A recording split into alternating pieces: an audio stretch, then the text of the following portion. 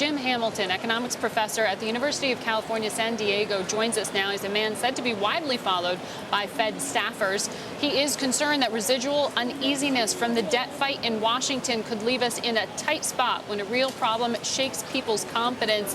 And Professor, it seems like we've got a real hit to confidence today. We get a debt deal, and then we see the S&P drop 10%. I mean, we lose our gains and move into correction mode. Yeah, well, we may have dodged the bullet on the debt ceiling, but I'm afraid we could well have been hit by some of the shrapnel from it. There were a lot of worries and concerns as this thing went down to the wire, and worries and concerns by themselves can cause some economic damage, and we may be seeing some of that this summer.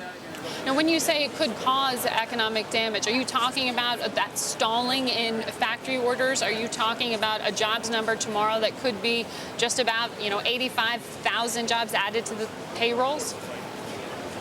Well, there are a variety of dimensions to this. I think a few years ago, nobody had any doubt that the U.S. was going to be good for honoring its bills and paying the commitments it had made. But now everybody's talking openly about maybe lowering the credit rating for U.S. Treasuries, and ordinary people had concerns. One of the ways that may have shown up is we saw significant drops in consumer confidence and business confidence this summer.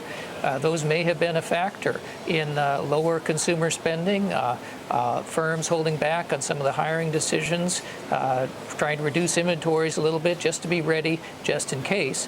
Well, we got the debt deal okay at the last minute, but those decisions, lower spending, lower hiring, have consequences of their own. So I think we let this go way too far, and that's one of, I think, many factors that are weighing on the economy at the moment.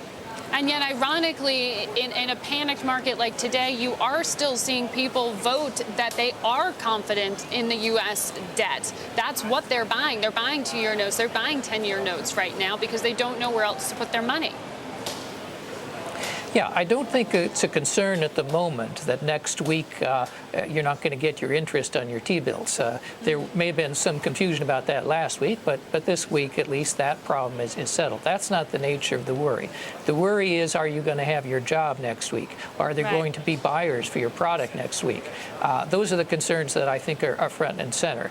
Now, later on, we may have some concerns on the financial side. Certainly those are reverberating in Europe at the moment, and that's pretty scary. And that's another thing that I think this whole debt wrangling did for us, was to make us more vulnerable when we potentially face some real problems down the road. But at the moment, I'm worried about consumer confidence, business confidence, their spending, and the residual effects those are having. No, you had said up to this point, though, that you thought the second half of the year was going to look better than the first half. Are you revisiting that? Do you still believe that? I still believe that. Partly the first half was so awful, it would be hard to do worse than that unless we actually do go into recession. And I still think the prospect is there, and more likely than not, we will see a better half for the second half of 2011. But obviously, there are a number of weaknesses in the economy at the moment, a number of different points we're worried about, and we're all watching these numbers with some concern. So it sounds like you're saying recession is off the table at this point? No, I wouldn't say off the table. I'm saying more likely than not, we will have better growth in the second half of the year than the first half.